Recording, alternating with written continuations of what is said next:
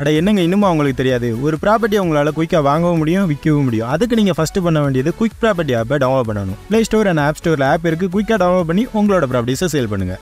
தம்பி நீங்கள் 9 மணி தாண்டி இவ்வளோ தாய்மார்கள் இங்கே உட்காந்துருந்தா போலீஸ்க்கு வயிறு எரியுமா எரியாதா? ஏங்க 9 மணி தாண்டி நம்முடைய தாய் குலங்கள் மீண்டும் புரட்சி தமிழர் ஐயா எடப்பாடியார் முதலமைச்சராக வருவார் என்கிற அந்த உறுதியோடு அவர் டாசரை விட்டாருன்னா புல்டோசரை விட்டாருன்னா எங்க தாய்மார்கள் இங்கே புரட்சி தமிழர் ஐயா எடப்பாடியுடைய தலைமையிலே அம்மாவுடைய இதய தெய்வம் புரட்சி தலைவருடைய ஆட்சியை மலரச் செய்வதற்கு இந்த கூட்டமே சாட்சி. நீ புல்டோசர் கூட விடு தலைவா, ஒன்றும் பிரச்சனை இல்லை. இப்போ என்ன ஆக போகுது? ஆனா ஒன்னே ஒன்று சொல்றேன், காவல்துறையை நாங்கள் பார்க்காத காவல்துறை அல்ல. 52 ஆண்டுகளிலே இந்த தாய் தமிழ்நாட்டை 32 ஆண்டுகள் ஆண்ட கட்சி அனைத்து இந்திய அண்ணா திராவிட முன்னேற்ற கழகம். 75 ஆண்டுகளிலே 25 ஆண்டுகள் ஆண்ட கட்சி திமுக. உங்களுக்கு சொல்லுகிறேன், மீண்டும் அண்ணா திராவிட முன்னேற்ற கழகம் புரட்சி தமிழர் ஐயா எடப்பாடியார் தலைமையில் அம்மா ஆட்சி மலரும். அப்ப நீங்க சலிட் அடிச்சு இந்த கூட்டத்தை நடத்தக்கூடிய காலமோ, எங்க மோகன்தாஸ் பாண்டியனுக்கு சலிட் அடிச்சுட்டே நிக்கக்கூடிய காலமோ இந்த மக்கள், இந்த சுரண்ட மக்கள் உருவாக்குவாங்க. அதனால நீங்க தம்பி நீங்க வாங்க, ராஜேந்திரன் நீங்க வாங்க வாங்க. அவர் எதை விட்டாலும் ஒன்றும் இந்த கூட்டம் கலைய போறது இல்லை. அதனால அவங்களுக்கு வைத்திருச்சு ஏதாவது மேல இருந்து தகவல் வந்திருக்கோம். என்னையா 9 மணிக்கு மேல தமிழ்நாட்டில் சொரண்டையில் மோகன்தாஸ் பாண்டியன் தலைமையில் 2000 மகளிர்கள் அங்கே அணிவகுத்திருக்கிற காட்சி. அப்புறம் முதலமைச்சருக்கு இது உளவுத்துறையில் தகவல் போகுமா போகாதா? அப்புறம் அவரை டிரான்ஸ்ஃபர் பண்ணிடுவாங்கல்ல காலையில். அவர் பதவியை காப்பாற்றணுமா வேணாமா? அதனால 2 டாரஸை விடுவாங்கப்பா. எங்கேயோ போகிற டாரஸை இங்கே விட்டு பார்க்குறாங்க. நீங்கள் டாரஸ் இல்லை அணுகுண்டே போட்டாலும் அண்ணா திராவிட முன்னேற்ற கழகத்துடைய கூட்டத்தை கலைக்கணும். ஏன்னா இது அம்மா பிறந்த நாள் கூட்டம். இந்த காவல்துறையை இங்கிலாந்தின் ஸ்காட்லாந்து யார்டுக்கு நிகரான காவல்துறையாக வழிநடத்திய புரட்சி தலைவி இதய தெய்வம் அம்மா அவர்களுடைய பிறந்த நாள் கூட்டம். அம்மா பிறந்த நாள் பிப்ரவரி 24 நாட்டுக்கே தெரியும். பாரத பிரதமர் வாழ்த்து சொல்றாரு, மத்திய அமைச்சர்கள் எல்லாம் போட்டி போட்டுக்கிட்டு வாழ்த்து சொல்றாங்க, எல்லா கட்சி சேர்ந்த தலைவர்களும் வாழ்த்து சொல்றாங்க.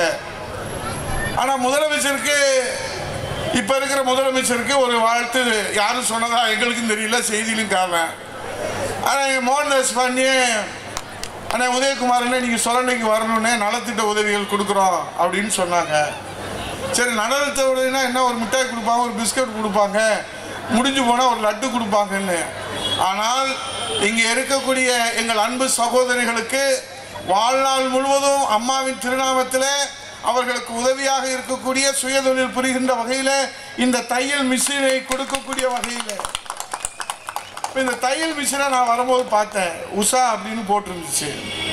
இப்போ திமுக காரங்களும் தையல் மிஷின் கொடுக்குறாங்க, பழைய தையல் மிஷினை பெயிண்ட் அடித்து கொடுக்குறாங்க. இங்கே பார்த்தா என் மோகன்தாஸ் பாண்டியன் அற்புதமாக எங்கள் சகோதரிகள் வாழ்நாள் முழுவதும் உற்ற உறுதுணையாக இருக்க வேண்டும் என்று இங்கே வைத்திருக்கிறார். இங்கே பார்த்தா அயன் பாக்ஸ் வச்சிருக்கிறாரு, அங்கே விவசாயிகளுக்கு வச்சிருக்கிறாரு, இளைஞர்களுக்கு இங்கே ஹெல்மெட் கொடுக்குறேன்னு சொல்கிறாரு. சங்கர் வரும்போது சொன்னார், மோகன்தாஸ் பாண்டியனுக்கு ஃபோனு நாங்கள் வந்துக்கிட்டு இருக்கிறோம் அங்கே குற்றாலத்திலேருந்து, அண்ணே ஹெல்மெட் கொடுக்கக்கூடாதுன்னு சொல்கிறாங்கண்ணே. உடனே மோகன்தாஸ் பாண்டியன் டென்ஷன் ஆகிட்டார். என்னது ஹெல்மெட் கொடுக்கக்கூடாதா? உடனே நான் இருங்க, பொறுமையாக இருங்க, இந்த திமுக ஆட்சியில் ஹெல்மெட்லாம் கொடுக்குறதுக்கு காவல்துறை அனுமதி கொடுக்க மாட்டாங்க. கஞ்சா கொடுத்தீங்கன்னா, அபீன் கொடுத்தீங்கன்னா அதுக்கு வேணால் அனுமதி தருவாங்க. நீங்கள் என்ன ஹெல்மெட்டை கொண்டு போய் கொடுக்குறீங்க அப்படின்னு மோகன்தாஸ் பாண்டிட்ட சொன்னான். ஏங்க ஹெல்மெட்டுனா என்ன? மக்களுக்கு, இளைஞர்களுக்கு ஒரு விழிப்புணர்வு ஏற்படுத்துகிற பாதுகாப்பு கவசம். அம்மா பிறந்த நாளில் கொடுக்கணும்னு ஒரு முயற்சி எடுக்கிறாரு. இதுக்கு பாதுகாப்பு தர வேண்டிய காவல்துறை அங்கே நான் வரும்போது பார்த்தேன், மேடையும் போட விடலை, பேனரும் வைக்க விடலை. மோகன்தாஸ் பாண்டியன் சொன்னார், இந்த போர்டை அகற்றுறீங்களே, உங்களுக்குலாம் மனசாட்சி இல்லையா? அந்த போர்டுல யார் இருக்கா? இந்திய திருநாட்டிலே அன்னை தமிழகம் தலை நிமிர்ந்து நிற்பதற்காக தன் வாழ்நாளை அர்ப்பணித்த தலைவி, புரட்சி தலைவி இதய அம்மா அவர்கள். ஐக்கிய நாட்டு சபையில இன்றைக்கு பேசப்படுகிற சத்துணவு திட்டம் தந்த சரித்திர நாயகன், மன்னாதி மன்னன், மக்கள் திலகம், பொன்மன தலைவன், புரட்சி தலைவன் தன் உயிர் இருக்கிறவரை இந்த நாட்டிலே முதலமைச்சராக மக்கள் மனங்களிலே நிறைந்திருந்த தலைவர். உங்களுக்கு எப்படி மனசாட்சி வந்தது? இந்த இந்த இந்த புகைப்படத்தைகள் எல்லாம் நீங்கள் பார்த்ததற்கு பிறகு அது புகைப்படம் அல்ல, அந்த பேனரில் இருப்பதெல்லாம் புகைப்படம் அல்ல. இந்த நாட்டில் இருக்கக்கூடிய தத்துவ படங்கள், இந்த நாட்டில் இருக்கக்கூடிய வழிகாட்டுகிற புரட்சி தமிழர் ஐயா எடப்பாடியார் இன்றைக்கு அம்மாவுடைய பிறந்த தின விழா 234 தொகுதியில் நடத்துறோம். ஸ்டாலினுக்கு ஏதாவது ஒரு தொகுதியில் நடத்தியிருக்காங்களான்னு விவரத்தை சொல்லுங்க. 234 தொகுதிகளிலும் அண்ணா திராவிட முன்னேற்ற கழக தொண்டர்கள் இது போன்ற நலத்திட்ட உதவிகளை வழங்குகிற விழாவை இன்றைக்கு அண்ணா திராவிட முன்னேற்ற கழகம் ஆளுகிற கட்சி அல்ல, எதிர்கட்சியாக இருந்தாலும் மக்களுக்கு சேவை செய்கிற இயக்கம்.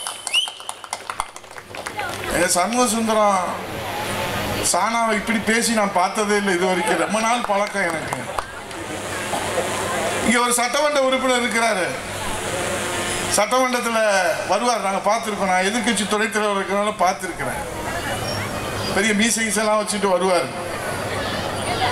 சட்டசபையில் இது வரைக்கும் பேசுனதை நான் பார்த்ததே இல்லை. ஆனால் இங்கே வந்ததுக்கப்புறம் சொல்கிறாங்க, நான் கூட அவர் அப்ராணி போல இருக்கு அப்படின்னு நினச்சேன். இங்கே வந்து சொல்கிறாங்க, அண்ணே ஒரு 10 குவாரி நடந்துக்கிட்டு இருக்குண்ணே, எல்லாமே பினாமியில் நடந்துக்கிட்டு இருக்கு, மண்ணை அள்ளிக்கிட்டே இருக்கிறாங்க, ஜல்லி அள்ளிக்கிட்டே இருக்கிறாங்க, அதில் பணத்தையும் அள்ளிக்கிட்டே இருக்கிறாங்க. இதனால அரசுக்கு வருவாய் இழப்பு மட்டும் ஆண்டுக்கு எத்தனை 1000 கோடின்னு நமக்கு கணக்கே தெரியல. ஆனால் இதை கேட்கறதுக்கு நாதி இல்லை. அப்போதான் நான் பார்த்தேன், அதனால தான் அவர் சட்டமன்றத்தில் எதுவுமே பேசாமல் இருக்காரோ. இந்த மோகன்தாஸ் பாண்டியன் விவரம் புரியாமல், அண்ணே எங்கள் மக்களுக்கு மாவட்டம் வேணும், எங்கள் மக்களுக்கு மாவட்டம் வேணும், எங்கள் மக்களுக்கு நகராட்சி வேணும், எங்கள் மக்களுக்கு ரோடு வேணும், எங்கள் மக்களுக்கு குடிநீர் வேணும், எங்கள் மக்களுக்கு வளர்ச்சி திட்டம் வேணும் அப்படின்னு பேசிக்கிட்டே இருக்கிற மன உறுதி பெற்றிருக்கிற சட்டமன்ற உறுப்பினர் மோகன்தாஸ் பாண்டியன் என்கிற காரணத்தால் தான் அவருடைய மன உறுதி அவர் இங்கே பேசுகிற போது சொன்னார், இனி எத்தனை நூற்றாண்டுகள் வந்தாலும் இந்த அன்னை தமிழகத்துடைய வரலாற்றிலே தென்காசி மாவட்டம் என்று உச்சரிக்கிற போது அதில் எடப்பாடியார் மோகன்தாஸ் பாண்டியனை உச்சரிக்காமல் அந்த வரலாற்றை எழுத முடியாது.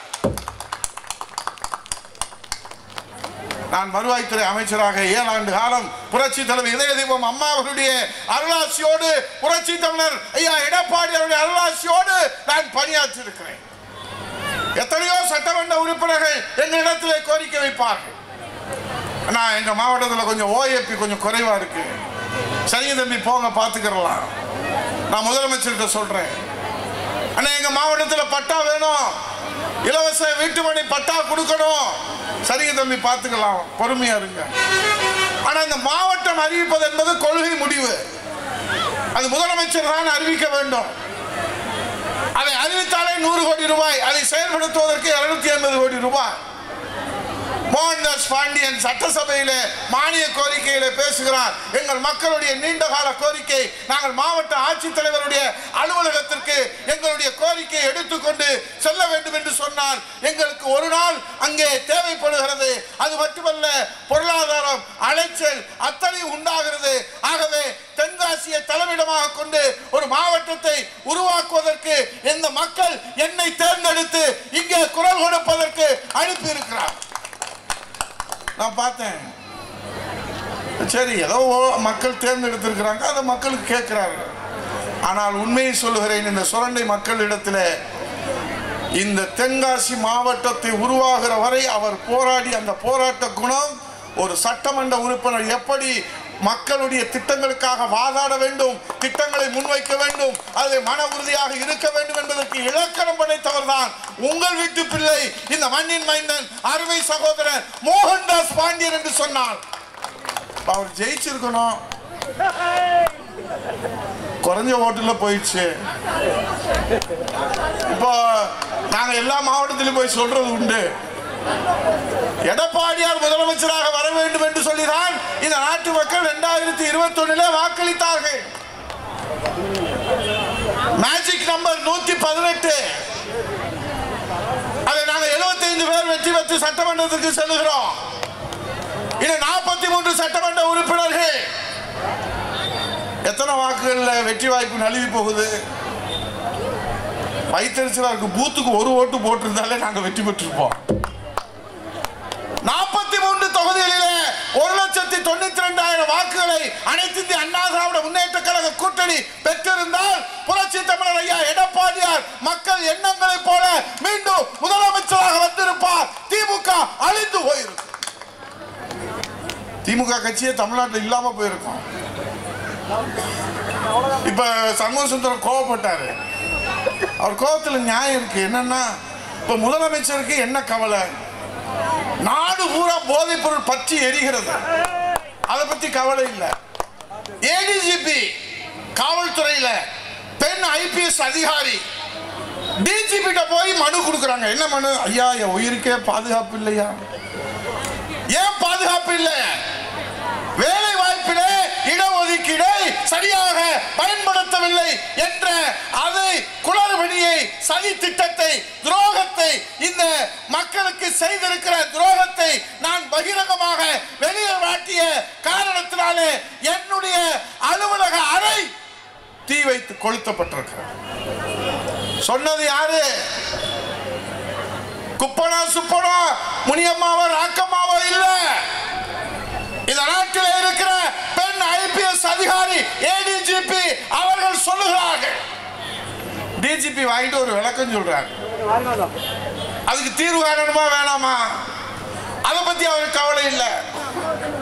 விலைவாசி உயர்வு வந்துருச்சு, அதை பத்தி கவலை இல்லை. மின்சார கட்டணத்தை உயர்த்திட்டாங்க, கவலை இல்லை. சொத்து வரியை உயர்த்திட்டாங்க, கவலை இல்லை. அப்ப எதை பத்தி தான் முதலமைச்சர் கவலைப்படுவாரு? அவருக்கு இப்ப இருக்கிற ஒரே கவலை, அப்பான்னு என்னை கூப்பிடல அப்படின்ற. அது சண்முக சுந்தரம் கோவப்பட்டாரு. நான் எங்களுக்கு என்ன சந்தேகம்னா, இப்ப எங்க சகோதரிகளா இருக்கிறாங்க. இப்ப வீட்டுல அப்பா, பிள்ளை, மனைவி சாப்பிட்டுக்கிட்டு இருக்காங்க. அப்ப டிவியில ஸ்டாலின் தெரியுறாங்க. இப்ப ஸ்டாலின் தெரிஞ்ச உடனே அவர் நாட்டுடைய முதலமைச்சர் டிவியை திறந்தா அந்த மண்டையத்தான் பார்க்க வேண்டியது இருக்கு. அது தவிர வேற வழி இல்லை. அப்ப திறந்த உடனே அந்த வீட்டில் இருக்கிறவங்க, தம்பி அந்த டிவியில தெரியுறாரு அவர் யாரு? மாமா அப்படின்னா தப்பு ஒன்றும் இல்லை. தாத்தா அப்படின்னா தப்பு ஒன்றும் இல்லை. சித்தப்பா அப்படின்னா நீ செத்தப்பா, தப்பு ஒன்றும் இல்லை. பெரியப்பா அப்படின்னாலும் தப்பு ஒன்றும் இல்லை. இல்லை விக்கு மண்டையா அப்படின்னு சொன்னாலும் தப்பு ஒன்றும் இல்லை. எது தெரியுதோ அதை சொல்லிக்கலாம். ஆனால் அந்த பையன் டிவியில் எங்கள் அப்பா தெரிகிறாரு அப்படின்னு சொன்னால் அந்த பெத்த அப்பனுக்கு என்ன வயிறு வரும்? அப்பான்னு சொன்னால் தப்பாக போகாதான்? இந்த அடிப்படை அறிவு கூட இல்லாத ஒரு முதலமைச்சரை இந்த நாடு பெற்றிருக்கிறது என்பதை இன்றைக்கு தமிழ்நாடு தலைகுடிந்து நிற்கும். ஏன்னா முட்டாப்பைய முதலமைச்சரே அப்பான்னு சொன்னா அது தப்பா போகும்னா எதை எழுதி கொடுத்தாலும் வாசிக்கிற ஒரு பொம்மை முதலமைச்சரை இந்த நாடு பெற்றிருக்கிறது என்பதை நாம் தெரிந்து கொள்ள வேண்டும். குழப்பம் வருமா வராதா? அதுக்கப்புறம் பொண்டாட்டி புருஷர்களும் பெரிய தகராறே வந்துடும். இவர் சொல்றாரு எனக்கு இதெல்லாம் அவருக்கு கவலை. நாட்டுல எவ்வளவு பிரச்சனை இருக்கு.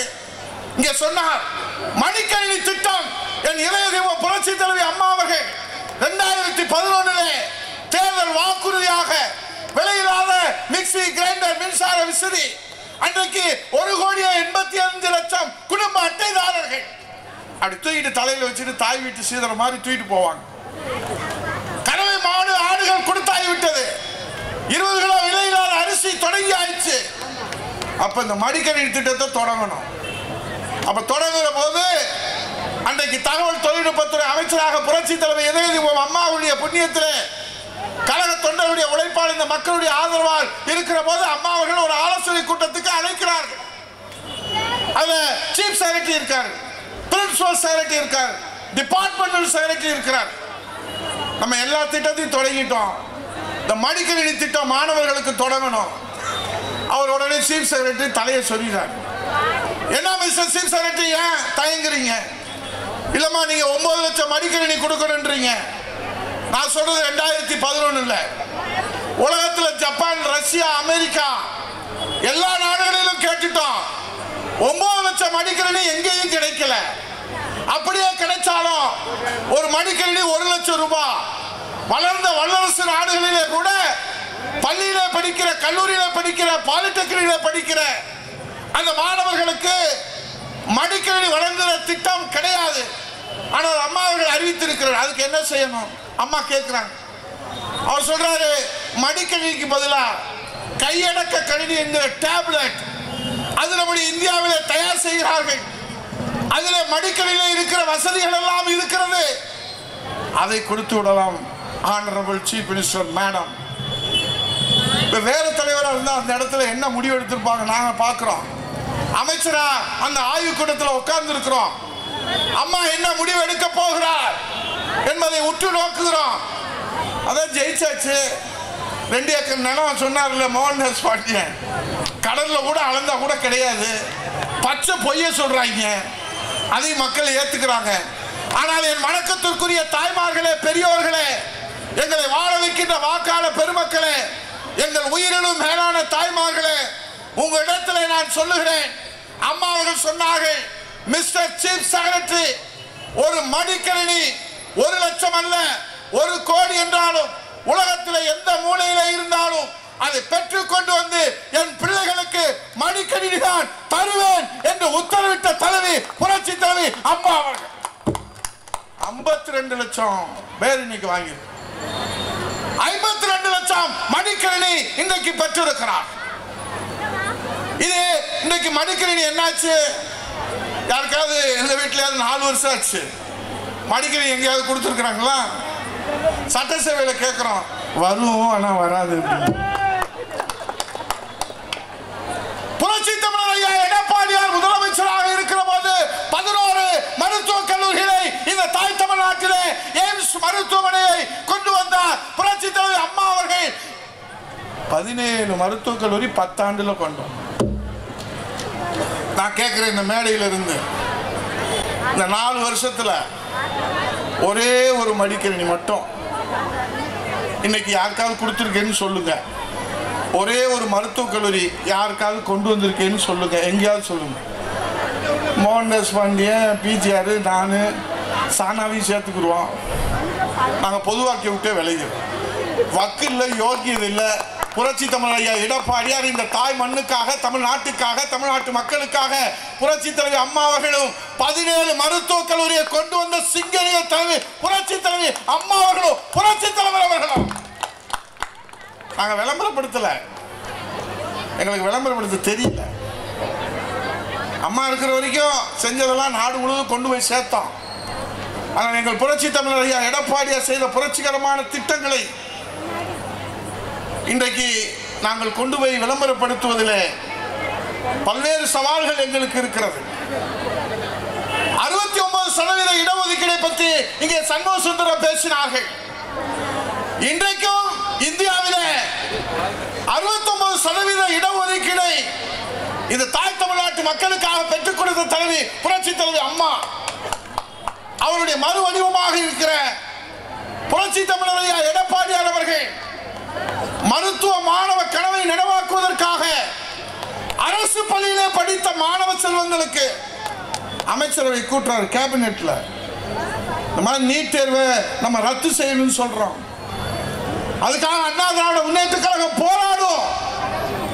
ஆனாலும் அரசு பள்ளியிலே படித்த மாணவ செல்வங்கள் இந்த மருத்துவ மாணவ கனவை நிறைவேற்ற முடியாமல் தங்கள் உயிரை மாய்த்துக் கொள்கிறார்களே, அந்த பிஞ்சு மனதிலே நம்பிக்கை ஊட்டுவதற்காக பெற்றோர்கள் கோரிக்கை வைக்கவில்லை. என் வணக்கத்திற்குரிய எங்கள் உயிரினும் மேலான வாக்காளர் பெருமக்களே, பெற்றோர்கள் கோரிக்கை வைக்கவில்லை, மாணவர்கள் கோரிக்கை வைக்கவில்லை.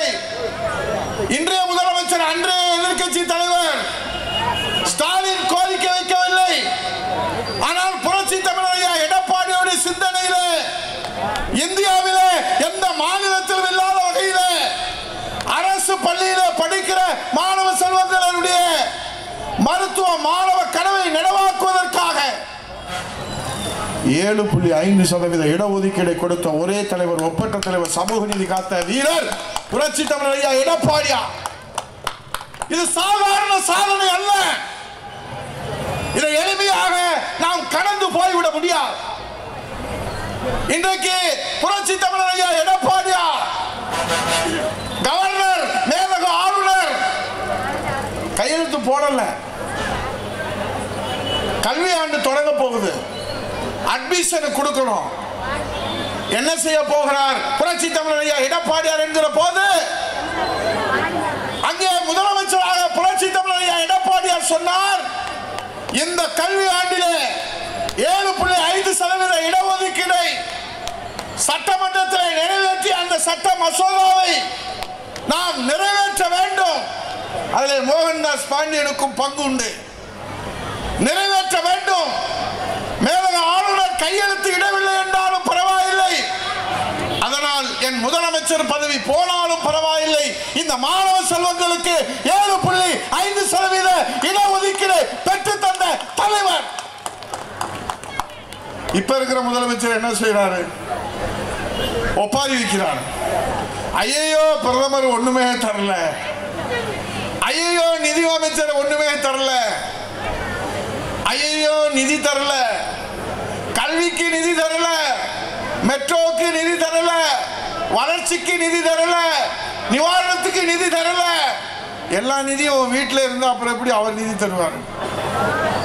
30,000 கோடி, நல்லா கவனிக்கணும், 30,000 கோடி ஆட்சி அமைச்சர் 2 ஆண்டுல 30,000 கோடியை கொள்ளையடித்து விட்டு ஸ்டாலின் மகனும் மருமகனும் இந்த பணத்தை எங்கே வைப்பது என்று தெரியாமல், திக்கு தெரியாமல் அலைந்து கொண்டிருக்கிறார்கள் என்று சொல்வது இந்த சுரண்டையில உதயகுமார் அல்ல. திமுக அமைச்சரவையிலே அறிவாளி அமைச்சர் என்று சொல்லுகிற 4 தலைமுறை அரசியலிலே பங்கெடுத்திருக்கிற உண்மையின் வடிவம் என்று போற்றப்படுகிற பிடிஆர் பழனிவேல் ராஜன், அவருடைய தவப்புதல்வன் தியாகராஜ் 30,000 கோடி வீடியோ வெளியாயிடுச்சு. பத்திரிகையாளர்கள், இங்க இருக்கிற ஊடக நண்பர்லாம் கேட்கிறாங்க, இதுவரைக்கும் முதலமைச்சர் ஸ்டாலின் அது குறித்து பதில் சொன்னதே இல்லை. இப்ப நாங்க கேட்கிறோம், 30,000 கோடியை கொள்ளையடித்திருக்கிற இந்த திமுக அரசு உங்கள் மகன் மருமகன் என்று இந்த உதயகுமார் குற்றம் சாட்டவில்லை, இங்க இருக்கிற பிஜிஆர் குற்றம் சாட்டவில்லை, மோகன்தாஸ் பாண்டியன் குற்றம் சாட்டவில்லை, சானா குற்றம் சாட்டவில்லை, சங்கர் குற்றம் சாட்டவில்லை, பாண்டியர் குற்றம் சாட்டவில்லை. இதை சொல்றதுனால நீங்க என்ன செய்வீங்க? எங்க மீது வழக்கு வேணா போடுங்க. இதுவரைக்கும் நெஞ்சுரத்தோடு தைரியத்தோடு அவர் சொல்வது பொய் அல்லது உண்மைக்கு மாறானது அல்லது ஆதாரமற்றது என்று எந்த பதிலையும் முதலமைச்சர் சொல்லாதது மர்மம் என்ன? அந்த மர்மத்திற்கு விடை கிடைக்காமல் தான் இந்த தமிழ்நாட்டு மக்கள் தத்தளித்துக் கொண்டிருக்கிறார்கள். இப்ப எங்க மீது வழக்கு போடுங்க, நாங்க அது சட்டமன்றத்தில் எதிர்கொள்றோம், நீதிமன்றத்தில் எதிர்கொள்றோம். A2 against 2 இத பேசுற உதயகுமார், A3 மோகன்தாஸ் பாண்டியன், A4 நம்ம பிஜிஆர் போட்டுக்குங்க, அப்புறம் இலக்கிய நீ A5 போட்டுக்குங்க, அப்புறம் சானாவை A6 போட்டுக்குங்க, சங்கரை A7 போட்டுக்குங்க, ஒரு பாண்டியரை A8 போட்டுக்குங்க. அப்ப A1 யாரு? இந்த வீடியோல ஆதாரத்தோடு வெளியிட்ட பிடிஆர் பழனிவேல் ராஜனுடைய தவப்புதல்வன் பிடிஆர் தியாகராஜன் நிதி அமைச்சர், இப்போ தகவல் துறையுடைய அமைச்சர். தைரியம் இருக்கா? காவல்துறை ஹெல்மெட் தரமாட்டேன், கொடுக்க விட மாட்டேன், போட வைக்க விட மாட்டேன், கொடி கட்ட விட மாட்டேன், உங்களை ஒரு நாட்டில் நடமாட விட மாட்டேன்னு சொல்ற வெக்கங்கட்ட காவல்துறையே, காக்கி சட்டை அணித்திர காவல்துறையே 30,000 கோடியை கொள்ளையடிச்சுட்டு போட்டு அவங்க அப்பன் கேட்க நாதி இல்ல. உங்க காவல்துறையில் இருக்கிற ஏடிஜிபி பெண் ஐபிஎஸ் அதிகாரி உயிருக்கு பாதுகாப்பு இல்லைன்னு சொல்றான், கேட்க நாதி இல்ல. இங்கிலாந்தின் ஸ்காட்லாந்து யார்டுக்கு நிகராக எங்கள் அம்மா காலத்திலே புரட்சி தமிழர் ஐயா எடப்பாடியார் காலத்திலே சிங்கமாக இருந்த காவல்துறை அசிங்கமா போச்சு. இப்ப அவங்களுக்கு வேலை என்ன தெரியுமா? காலையில ட்ரில் எடுக்கிற போது எங்கெங்க மோகன்தாஸ் பாண்டியன் சங்கர் போஸ்ட் ஓட்டிக்கலாம் அதெல்லாம் கிழிச்சிடணும், அவர்கிட்ட ரிப்போர்ட் கொடுக்கணும். ஐயா வணக்கம். 10 போஸ்டர் சங்கர் ஒட்டியிருக்காரு, 20 போஸ்டர் மோகன்தாஸ் பாண்டியன் ஒட்டியிருக்கிறாரு, சானா 2 போஸ்டர் ஊடால ஒட்டியிருக்கிறாரு, பிஜிஆர் எய்தாப்பில் 2 ஒட்டி. Very good, congratulation. உனக்கு அடுத்த வாரம் ப்ரமோஷன். அம்மா ப்ரமோஷன் கொடுத்தாங்க. காட்டுக்கொள்ளை வீரப்படை காட்டுக்குள்ளே சென்று அம்மாவுடைய காவல்துறை சுட்டு வீழ்த்தியதற்காக ப்ரமோஷன். இங்க போஸ்டர் கிழிச்சவனுக்கு ப்ரமோஷன், அதிமுக போர்டு வைக்காம தடுத்தவனுக்கு ப்ரமோஷன். ஏன்னா இந்த கேடு கெட்டது. இவர்கிட்ட போய் இவர் நியாயம் கேட்கிறார், ஏன் ஹெல்மெட்டை விட மாட்டேன். கஞ்சா கொடுக்கறதுக்கு தான் அனுமதி கொடுத்துருக்கிறேன். மேல இருந்து போதைப் பொருள் ஏதாவது கொடுக்கறதா இருந்தா சொல்லுங்க, முதல்ல அனுமதி தர்றான். எதற்காக நான் சொல்லுகிறேன் என்று சொன்னால், இன்னைக்கு புரட்சி தமிழர் எடப்பாடியார் அவர்கள் அம்மாவின் மறுவடிவமாக, புரட்சி தலைவருடைய மறுவடிவமாக இந்த தாய் தமிழ்நாட்டு மக்களை மீட்டெடுப்பதற்காக எங்க இருந்து மீட்டெடுக்கணும்? மன்னராட்சியிலிருந்து மீட்டெடுக்கணும். ஜனநாயகம் என்பது கேள்விக்குறியாக இருக்கிறது. இன்னைக்கு ஜனநாயகம் என்கிற பெயரிலே, மக்களாட்சி என்கிற பெயரிலே ஒரு மன்னராட்சியை இன்றைக்கு விதைத்து வளர்த்து கொண்டிருக்கிறார்கள். இந்த தாய் தமிழ்நாட்டுக்கு பேராபத்து சூழ்ந்திருக்கிறது. அமைதி பூங்காவாக இருந்த இந்த நாடு அமளி காடாக சர்வாதிகாரத்தினுடைய பிடியிலே சிக்கி இருக்கிறது. இனிமேல் குப்பை சுப்பெல்லாம் இந்த நாட்டை ஆள முடியாது. பேரறிஞர் பெருந்தகை அண்ணாவை சொன்னார், எல்லோரும் இந்நாட்டு மன்னர். அது அண்ணா காலம், அது அம்மா காலம். இப்ப ஸ்டாலின் காலத்துல கருணாநிதி குடும்பத்தில் இருக்கிறவங்க எல்லோரும் மன்னர்கள். மற்றவங்க எல்லாம் யாருன்னு கேட்காதீங்க, அவங்க எல்லாம் ஜால்ராக்கள். அதுல மூத்த அமைச்சர் சொல்றாரு, இந்த ஸ்டாலினை நான் பார்த்து வளர்த்தேன். இந்த உதயநிதி ஒண்ணுக்கு எடுக்கிற போது நான் தான் பிடித்து குடித்தேன். இப்போது இன்ப நிதியும் ஒண்ணுக்கு போவார், அதை பிடித்து என் மகனுக்கு கொடுத்து அவனும் வருவான் இவனும் வருவான். இந்த கேடுகட்ட பொழப்பு இதுல சட்டமன்றத்தில் பேசுறாங்க. இதை கேட்டுட்டு நாங்களும் உட்கார்ந்து இருக்க வேண்டியது. சட்டமன்றத்தில் எதை காட்டணும்? ஆளுகிற கட்சி எதிர்கட்சி வாத பிரதிவாதங்கள். எங்கள் புரட்சி தமிழர் எடப்பாடியார் சொல்லுகிறார், நாட்டிலே போதைப் பொருள் நடமாட்டம் இங்கே சீரழிந்து கொண்டிருக்கிறது. பெண்கள் பாலியல் வன்கொடுமை. எப்படி இருந்த நாடு? உலகத்தில் போய் அமெரிக்காவில் போய் சொன்னா, where are you from? எங்கிருந்து நீங்கள் வருகிறீர்கள்? I am from Tamil Nadu, I am தமிழன் அப்படின்னா சலிட்டு அடிப்பான், கும்பிடுவான். ஏன் தெரியுமா? பிறந்த குழந்தையிலிருந்து பாட்டி வர தெய்வமா பெண்களை வழங்குகிற உலகத்திலே ஒரே இனம் நம்முடைய தமிழ் இனம் என்று தலை நிமிர்ந்து நின்ற இனம். இப்ப மரத்துக்கு சேலை கட்டினா கூட கற்பழிக்கிறான் நாட்டில். சிறுமி முதல் பாட்டி வர பாதுகாப்பா பெண்கள் போக முடியல. இரும்பு கரம் கொண்டு அடக்க வேண்டிய இந்த காவல்துறை எங்கே போனது? என்ன செய்கிறது? நான் 2 பெண் பிள்ளைகளை பெற்றவன் என்கிற அந்த அடிப்படையிலே, ஒரு தந்தை என்கிற அடிப்படையிலே நான் பேசுகிறேன், கோரிக்கை வைக்கிறேன். சட்டமன்றத்திலே புரட்சி தமிழர் ஐயா எடப்பாடியார் கேட்கிறார். அண்ணா பல்கலைக்கழகத்திலே அந்த மாணவி தெருவில் போகும்போது இல்ல, பல்கலைக்கழகத்தில் படிக்க வந்த மாணவி பள்ளிக்கூடத்திலிருந்து பல்கலைக்கழகம் வரைக்கும் பாலியல் வன்கொடுமை. அந்த பாதிக்கப்பட்ட பெண் அந்த காவல்துறையிலே சென்று புகார் மனு கொடுக்கிறார். என்னை பாலியல் வன்கொடுமை செய்தவன் அந்த சாரோடு இருக்க வேண்டும் என்று புகார் மனு கொடுக்கிறார். உடனடியாக அருண் என்கிற ஐபிஎஸ் அதிகாரி, ஒரு மூத்த அனுபவம் வாய்ந்த அதிகாரி, அவசரமாக பத்திரிகையாளரை சந்தித்து, குற்றவாளி ஒருவர் தான், மற்றவர்களாம் கேள்வி கிடையாது. ஏன் இவ்வளவு அவசரம்?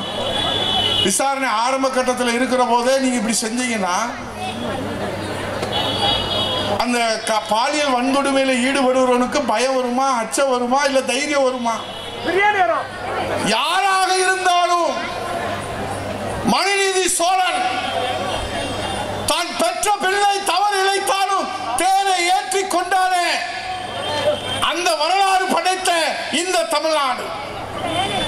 நெற்றிக்கண் திறப்படும் குற்றம் குற்றமே என்று கணவனை பார்த்து கேள்வி கேட்ட நக்கீரர் பிறந்த இந்த தமிழ்நாடு.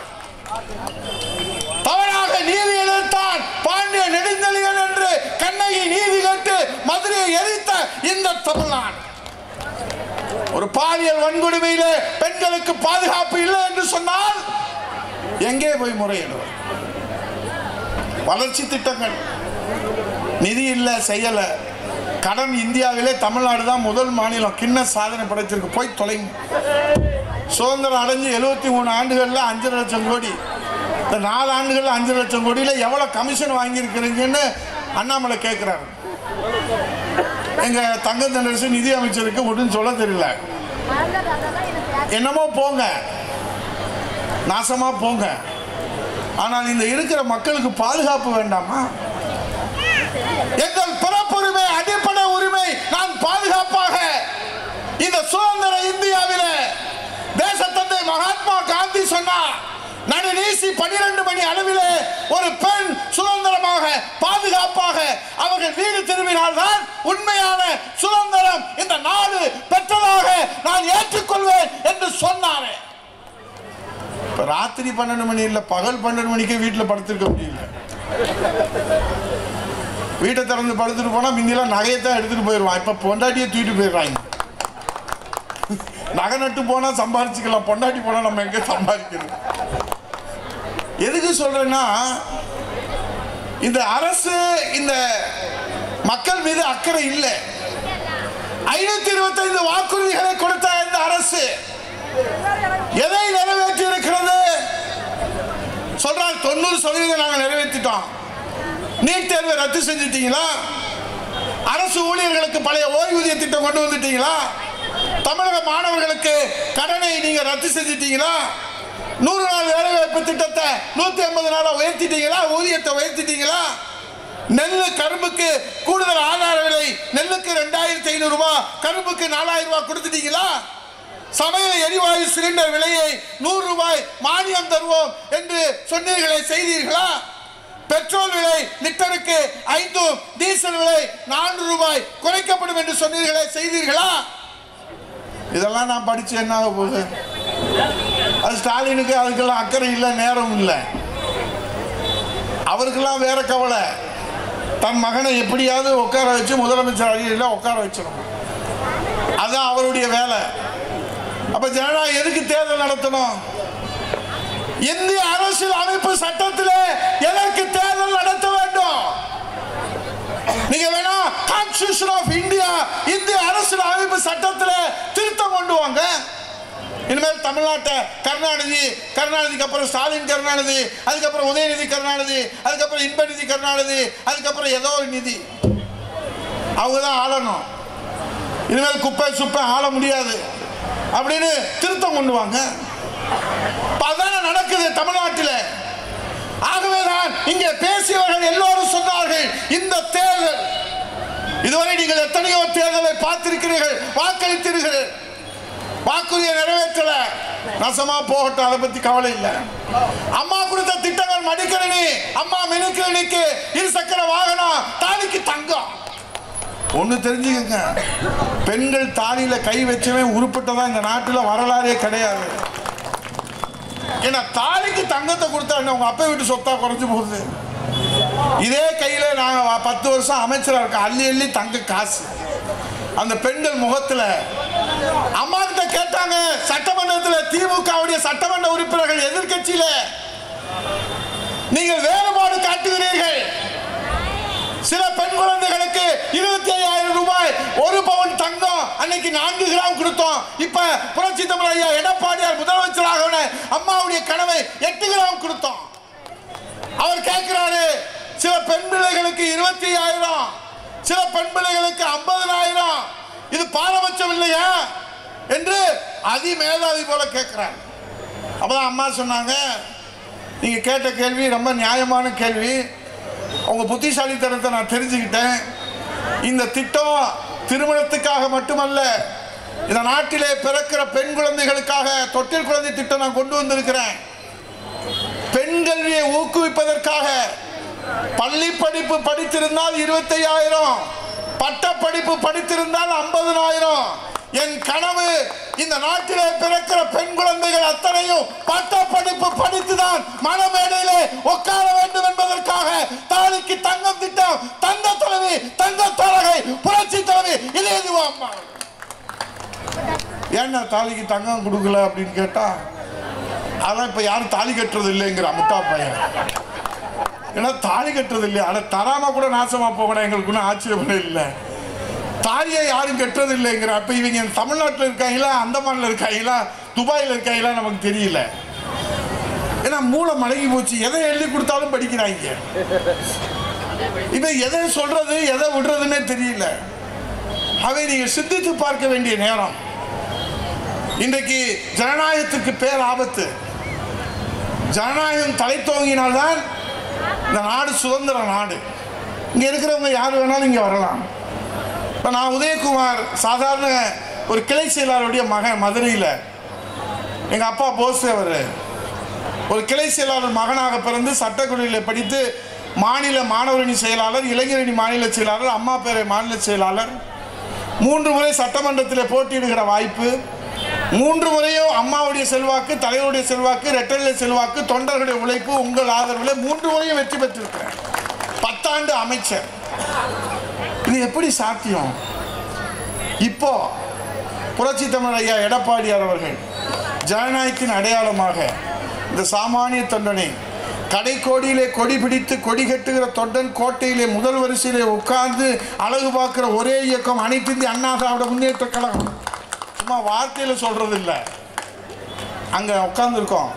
கிளை செயலாளராக இருந்த புரட்சி தமிழர் ஐயா எடப்பாடியார் இன்றைக்கு எதிர்க்கட்சி தலைவர், முதலமைச்சர்.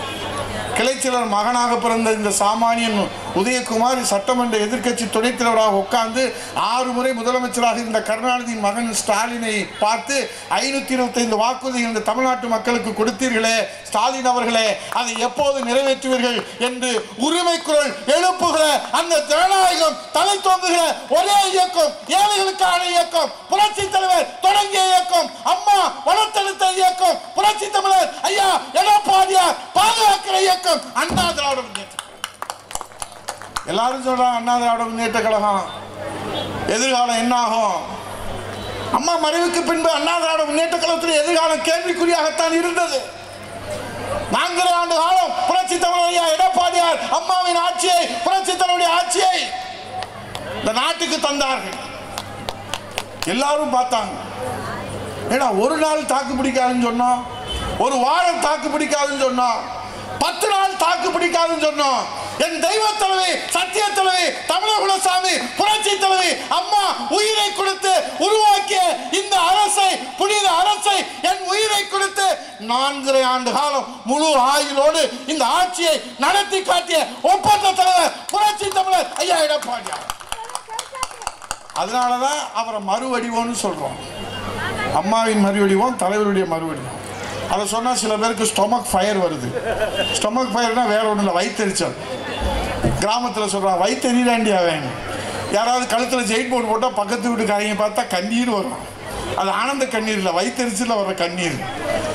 எடப்பாடியார் கம்பீரமாக வெற்றி வரலாறு படைக்கின்ற வகையிலே வெற்றியை நோக்கி, கோட்டையை நோக்கி அண்ணா திராவிட முன்னேற்ற கழக தொண்டர்களையும் 8 கோடி தமிழர்களையும் காப்பாற்றுவதற்காக வீர நடை போட்டு வெற்றி நடை போட்டு வழி நடத்துவது சில பேருக்கு ஸ்டொமக் ஃபயர். அதுக்கு நாங்கள் என்ன செய்ய முடியும்? நீங்கள் ஆஸ்பத்திரிக்கு தான் போகணும், நாங்கள் என்ன பண்ண முடியும்? உழைக்கிறார், மக்களை நேசிக்கிறார், திட்டங்களை தர்றார். மோகன்தாஸ் பாண்டியனை கூப்பிடுறார், தம்பி அம்மா பிறந்த நாள், நீ என்ன செய்ய போற? அண்ணே 5000 பேர்த்துக்கு சேலை. பிஜிஆர் தென்னங்கண்டு அவர் தான் இன்னைக்கு தமிழ்நாடு முழுவதும் ஸ்டார் தென்னங்கண்டில் உலகம் பூரா இன்னைக்கு தென்னங்கண்டு கொடுத்துக்கிட்டே இருக்கிறார். சாணா பார்த்தாரு, சங்கரோட சேர்ந்து நான் 2 ஹெல்மெட், நானும் இந்த ஹெல்மெட்டை பார்த்தா போட்டுக்கலாம் போல இருக்குது. தையல் மிஷின் எனக்கு ஒன்று தருவீங்களா? அப்படி ஒரு தையல் மிஷின். இது அடுத்த வீட்டு கடையில இருந்து எடுத்துட்டு வர்றது இல்லை, சொந்த காசு உழைச்ச காசுல கொடுத்து வாங்கிட்டு வந்து வச்சிருக்கிறது. எதுக்கு சொல்றேன்னா, கொடுத்து கொடுத்தே வளர்ந்த இயக்கம் அனைத்து இந்திய அண்ணா திராவிட முன்னேற்ற கழகம். ஏன்னா தலைவர் உருவாக்கிய கட்சி அப்படி படுக்கிற மாதிரி படுக்கும், அப்புறம் எழுந்துருச்சுன்னு வச்சுக்கோங்க, விஸ்வரூபமா எழுந்திருக்கும். ஏன்னா எங்க தலைவர், நம்ம தலைவர் அமெரிக்காவில் புருக்லின் மருத்துவமனையில் படுத்துக்கிட்டே ஆண்டிப்பட்டியில் ஜெயிச்சு முதல்வராக சென்று முதல்வராக வந்தார். கருணாநிதி அப்போ கதை சொன்னார், என் நண்பன், என் சகோதரன், என் தம்பி. இப்போ ஸ்டாலின் சொல்றாரு எங்கள் சித்தப்பா, என் பெரியப்பா, செத்தப்பா. அது மாதிரி அவர் சொன்னார், என்கிட்ட கொடுங்க, அவர் ஐஸ் பெட்டியில் வச்சுருக்காங்க. வந்தோடனே அவர் நம்மளும் சொன்னாங்க, ஐசி பெட்டியில் வச்சாலும் சரி, இரும்பு பெட்டியில் வச்சாலும் சரி, உனக்கு ஓட்டு கிடையாது, ரெட்டலைக்கு எங்கள் மன்னாதி மன்னன் மக்கள் தலைவன் பொன்மன தலைவன் புரட்சி தலைவன். இந்த வரலாறு இது மக்கள் நேசிக்கிற கட்சி. இது மோகன்தாஸ் பாண்டியனுக்கு சொந்தம் இல்லை, உதயகுமாருக்கு சொந்தம் இல்லை, பிஜிஆருக்கு சொந்தம் இல்லை, சானாக்கு சொந்தம் இல்லை, பாண்டியருக்கு சொந்தம் இல்லை. எங்கள் இலக்கியணி பேசினார்ல, பிச்சு எரிஞ்சாரு. அவர் இன்னும் கொஞ்சம் 1 மணி நேரம் எங்கள் மதுரையில் கூட்டு போய் பேச விடணும். ஆனால் நிச்சயமாக சண்டை இழுத்து விட்டுருவார், அதில் ஒன்றும் மாற்றுக்கிறதே இல்லை. 52 ஆண்டுகள் ஆயிடுச்சு, 32 ஆண்டுகள் ஆளுகிற கட்சி.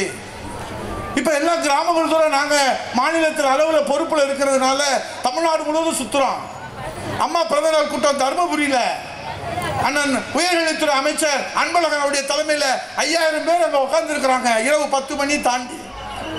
ஆகவே என் வணக்கத்திற்குரியவர்களே, இந்த அண்ணா திராவிட முன்னேற்ற கழகம் மக்களுக்கான கட்சி, ஏழைகளுக்கான கட்சி, எளியவர்களுக்கான கட்சி, ஜனநாயக கட்சி, சாமானியர்களுக்கான கட்சி. இது புரட்சி தமிழர் ஐயா எடப்பாடியார் அவர்கள் உங்களுக்காக உழைத்துக் கொண்டிருக்கிறார்கள். இதில் எச்சரிக்கையா இருங்க, மிக கவனமா இருங்க.